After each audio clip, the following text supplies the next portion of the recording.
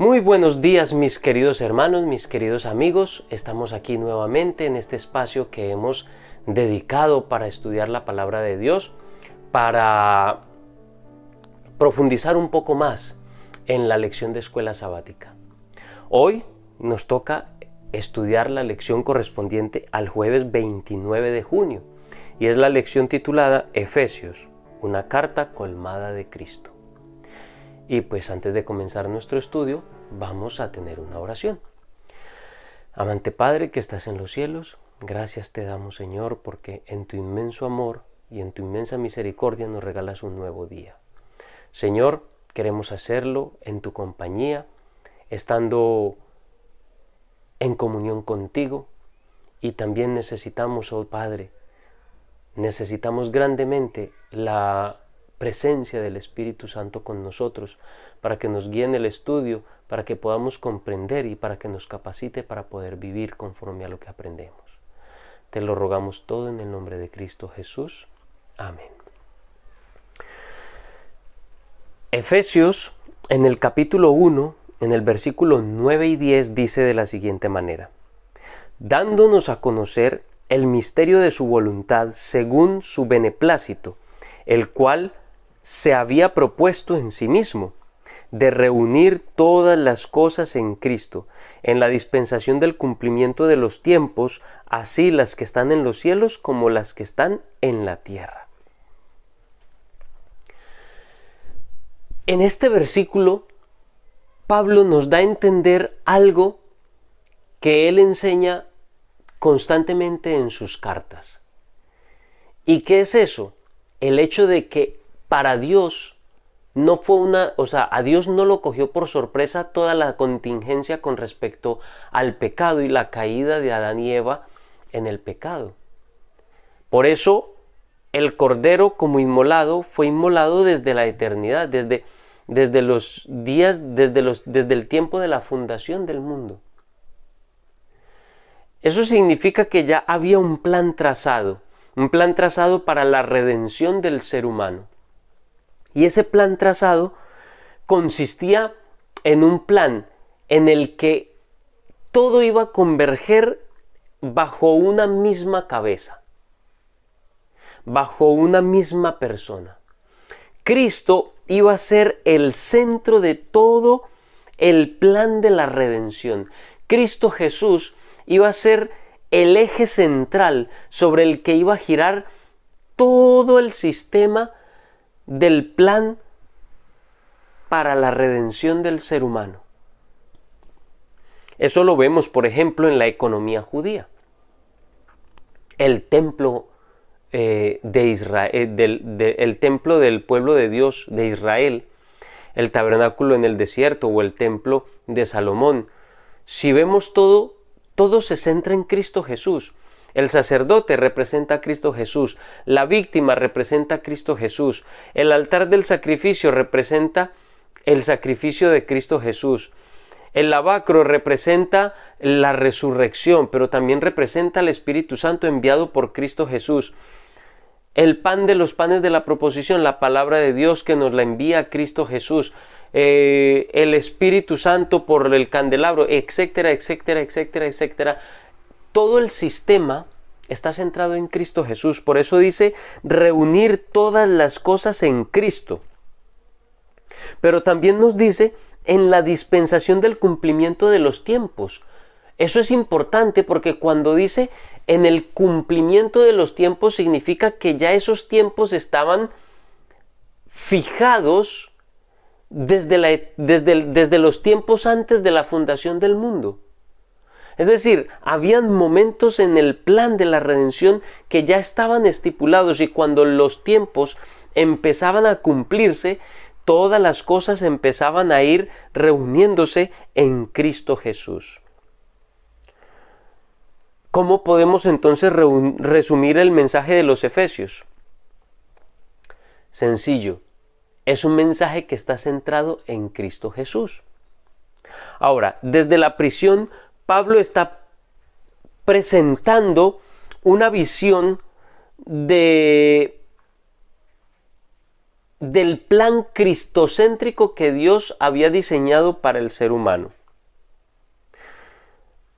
Para que en el cumplimiento de los tiempos que se habían establecido en el cronograma, en el calendario profético que Dios había diseñado, todo eso estuviera completamente coordinado, completamente, por decirlo así, bien estructurado, para que en Cristo Jesús la iglesia, el pueblo de Dios, compuesto tanto por judíos como por gentiles, finalmente quedaran bajo una misma cabeza, bajo la tutoría de Cristo Jesús. Dios, durante todo el plan de redención, ha actuado a través de Cristo Jesús para que su plan, llegado el tiempo indicado, reuniera en Cristo Jesús, bajo una sola cabeza, todo lo que está en el cielo y en la tierra. Así lo hizo al crear a la iglesia, como una entidad que está compuesta por una nueva humanidad, compuesta por judíos y por gentiles. Los creyentes, entonces, son llamados para actuar en armonía con el plan que Dios ha diseñado para su pueblo, para la redención del hombre. Un plan divino para enseñarle y señalarle a los poderes malignos que el propósito supremo de Dios está en marcha y llegará finalmente a una feliz conclusión: la redención de todo aquel que crea en Cristo Jesús y le acepte como su Salvador personal. Precisamente como lo está proclamando los dos versículos que leímos de Efesios 1, 9 y 10, la unidad que Dios tiene en mente es una unidad centrada en Cristo Jesús. La unidad que Dios espera de su iglesia es una unidad centrada en Cristo y en lo que Él ha hecho por su iglesia, por su pueblo, por la redención del ser humano. Entonces, no nos sorprende que Efesios sea una epístola que está completamente saturada de mensajes cristocéntricos, donde Cristo es el centro, es el protagonista principal de esta epístola. Él es el personaje visible, resaltante y, por decirlo así, el eje central, motivador de esta carta. Todas las partes donde Pablo interviene para mencionar algo que tiene que ver con el pueblo de Dios, siempre alaba a Cristo, celebra que los creyentes tengan acceso a los recursos espirituales que Cristo está ofreciendo. Pablo constantemente utiliza frases tales como en Cristo o cosas así similares, y las utiliza según dice aquí en la lección de escuela sabática más de 30 veces, y en todas partes exalta a Cristo Jesús. Cuando leemos esta carta con verdadera atención y le prestamos atención a estas frases que aparecen constantemente en esta carta, que no es muy larga, es corta, vemos que Pablo constantemente se está concentrando, se está centrando en Cristo Jesús. Muestra que la centralidad de la carta es Cristo Jesús. Pablo busca reavivar en los efesios ese compromiso espiritual que los creyentes de allí, de Éfeso, hicieron al recibir a Cristo Jesús como su Salvador. Recordarles que son parte de una comunidad de personas que están buscando el mismo objetivo. La comunidad de los creyentes, la iglesia. Pero no solamente el grupo específico de la iglesia en Éfeso, sino la iglesia en general, la iglesia cristiana, la iglesia de Cristo. Cuando él utiliza la palabra iglesia, utiliza la palabra griega eclesia, que se refiere a la iglesia universal, a la iglesia general, no al grupo local de Éfeso solamente, sino a toda la iglesia en general. La estrategia principal es hablar de la iglesia. Lo hace utilizando diferentes metáforas. Por ejemplo, habla de la iglesia como un cuerpo. El cuerpo está completamente unido, aunque sus partes todas son distintas. Cada parte cumple una función importante, pero es una función importante en pro del bienestar del cuerpo mismo.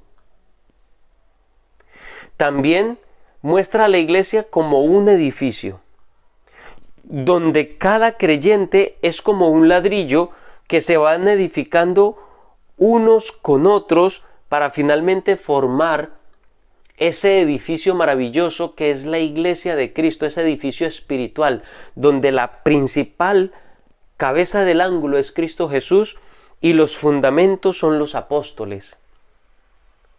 También muestra a la iglesia como la esposa, como un ser que se ama de verdad. También muestra a la iglesia como un ejército, donde nos trae a nuestra mente la figura de utilizar el escudo, la espada, los zapatos propios para la lucha en la batalla, el casco, todo lo que se utiliza en una batalla. Nos muestra a la iglesia como un ejército bien formado por medio de Cristo Jesús. Cada una de estas imágenes que Pablo nos muestra son imágenes que revela cuál es el propósito que Dios tiene para su iglesia. En una iglesia de la que tú eres parte, de la que yo soy parte, es una iglesia en la que cada uno de nosotros hace parte y cada uno de nosotros tiene una función importante que realizar en esta iglesia. En la iglesia, que es una comunidad que trasciende las fronteras, que trasciende los lenguajes, las razas, las culturas. Una iglesia en la que estamos todos los seres humanos que queremos aceptar a Cristo como nuestro Salvador personal, sin importar tu raza, tu idioma, tu país, no importa. Lo único que importa es que quieras aceptar a Cristo como tu Salvador. Y al aceptarlo, también mostrar a través de la obediencia la verdadera fe en Cristo Jesús. El plan de Cristo, el plan de Dios era reunir todas las cosas bajo una misma cabeza, bajo la cabeza que es Cristo Jesús. Mi querido hermano, mi querida hermana, tú y yo somos parte de ese cuerpo, somos parte de esa iglesia, somos parte de ese ejército, somos parte de esa esposa de Cristo Jesús. Tú y yo somos parte de ese pueblo que Dios está reuniendo para finalmente llevarlo salvo. Mi querido hermano, mi querida hermana, entrega tu vida a Dios si no la has entregado aún. Y si ya has entregado tu vida al Señor, entonces cumple tu función, la función que Dios te ha dado. Eres parte, eres un ladrillito en ese edificio que cumple una función. Eres parte de ese cuerpo con una función. Cúmplela, mi hermano. Si aún no sabes cuál es esa función, ora al Señor, pídele sabiduría y que te muestre cuál es ese don, cuál es esa función que Dios te ha dado. Mi querido hermano, mi querida hermana, que Dios te bendiga en este precioso día, que Dios te dé grandes bendiciones y que mediante el poder de su Santo Espíritu tú puedas poner en práctica todo lo que estamos aprendiendo y seas una parte útil en el pueblo de Dios. Que Dios te bendiga y recuerda, comparte el video, compártelo con tus amigos, compártelo con tu familia, con tus hermanos de la iglesia. Que tengas un feliz día y que Dios te bendiga.